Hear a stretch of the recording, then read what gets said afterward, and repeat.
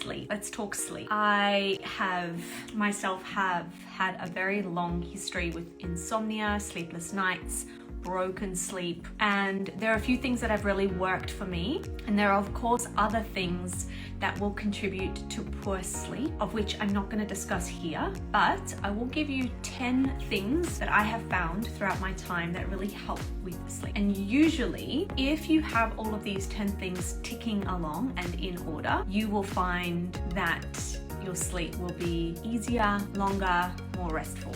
Number 1, no screen time for at least 2 hours before bed. No phones, no tablets, no TV. What am I going to do during that time? You can read, you can do a soft, gentle yoga practice, you can listen to music. Myriad of things that you can do, my friends, but screens in themselves can be quite activating for the brain. And what we really want to do just before sleep is allow your brain activity to slow down. Number 2, no alcohol at all. Alcohol is a stimulant, and quite often you're drinking alcohol in the evening and this disrupts your sleep patterns. So I'm going to go ahead and just say no alcohol at all. I've noticed myself that if I have a glass of wine at dinner, my sleep is broken. You know, I wake up at 2, 3 a.m. or I wake up thirsty, or I just stir. So if I'm looking for a really good night's sleep, I just cut out alcohol for a month or so. It doesn't have to be that long. Number 3, no daytime naps. Now, I'm the first person to say have a nap whenever you're tired, but if you're struggling with insomnia or you're not sleeping well, try your very best not to have any naps throughout the day at all, so that when your head hits the pillow at night, you're exhausted and you do fall asleep. Number 5, exercise. You want to do exercise that is actually going to make you sweat. So whilst walks and gentle yoga is really good for you, if you're looking to tire the body, you want to do exercise that makes you sweat. But here's the kicker. Do it before 12 noon, which is to say when you wake up in the mornings, even if you really don't want to, get your ass to the gym or to a treadmill or to a bike, do a couple of jumping jacks until such time that you are sweating. Try not to do that after 12 noon. Number 6, double your magnesium intake. So you want to take it in the morning and in the evening. Our soils are so depleted of natural minerals. Magnesium helps the body to relax, and if you are stressed out, your magnesium depletes. If you are sweating, which is what I'm suggesting you do, your magnesium depletes. So you need to take a little bit of extra. I'd suggest doing it morning and night, or simply just taking your magnesium once a day will really help the body settle.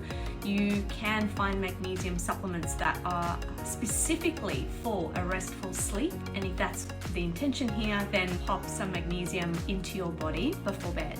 Some other things that you can do with magnesium is you can soak in a magnesium flake bath. The skin is the largest organ, and so you have a lot more skin than anything else in your body, and if you can soak that skin in a magnesium salt bath, all the magnesium in the bath can be absorbed through the skin into the bloodstream, and that can have a really calming effect on the body. If you don't have a bath, what you can do is take some magnesium flakes and pop them into a glass amber bottle, melt the flakes with some water, and then fill it up to the top, cooled down water, and spray that onto your skin. So the magnesium itself, you can buy a magnesium oil. I was sent this as a sample. Base Collective, it's magnesium.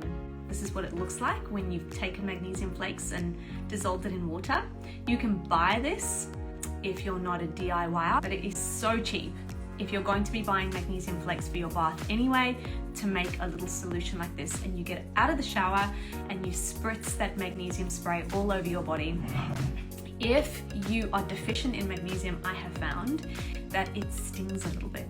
So spraying the magnesium on your skin can have a bit of a tingling effect. And this is how I know when I'm just a little bit down on the magnesium, and I'll turn up the intake just a little bit. Number 7, so now you've done all of these things. Okay, you've got some good sleep hygiene, you're taking care of your mineral intake, magnesiums, you're not doing any caffeine or sugar afternoon. I forgot to mention that one too. And now it's the nighttime. I know what can happen when you have insomnia, when you have trouble sleeping, is that you can actually start to get a little bit anxious, a bit nervous about the darkness. Not so much the darkness, but the fact that you have to go to bed. My suggestion is to do 2 things. Firstly, deep belly breathing. 15 minutes is a bare minimum. You're not doing any heating practices, so there are a couple of different pranayama practices that you can do to cool down the system and to calm the system. For ease. And just to give you one simple thing to do here, diaphragmatic breathing, and this is the full diaphragmatic breath. I have a reel that actually talks you through how to breathe with the diaphragm. You want to breathe into the belly, in through the rib cage, and then all the way up through to the chest. This is a full yogic breath. It's just a really nice way for you to ensure that the diaphragm is being used. It's this little umbrella-shaped muscle that exists as a divider between the chest and the abdominal cavity. And if we're breathing really shallow, what's happening is that we're breathing into the chest. If you're breathing in through the belly, which means that the belly is rising and falling, you're activating the diaphragm muscle, which actually means that you get more air into the lungs because you're pressing more air out of the lungs. And ultimately, this activates the vagus nerve and the parasympathetic system. So I cannot tell you how great deep belly breathing is for inducing a parasympathetic state. The next thing that I would suggest is a pose in yoga, which is called legs up the wall. Viparita Karani. What you're doing is literally putting your legs up against the wall as you're lying flat on the ground. All you're doing is creating an L shape with your body on the floor, legs up the wall. And if you have tight hamstrings, you may not be able to get completely up to the wall. Maybe you're lying a little bit away from it, which means that the legs are at a diagonal. The intention with legs up the wall is to lift the legs high, to rest them on the wall, and just allow all of the blood flow from the feet and the legs to move into the pelvis. Really calming and regenerative pose. So you can stay there for anything up to 15 minutes. It's a really good nighttime pose just before you get into bed. The last little bit there was to get to bed by 9 p.m. at the very latest, so that you're falling asleep by 9:30.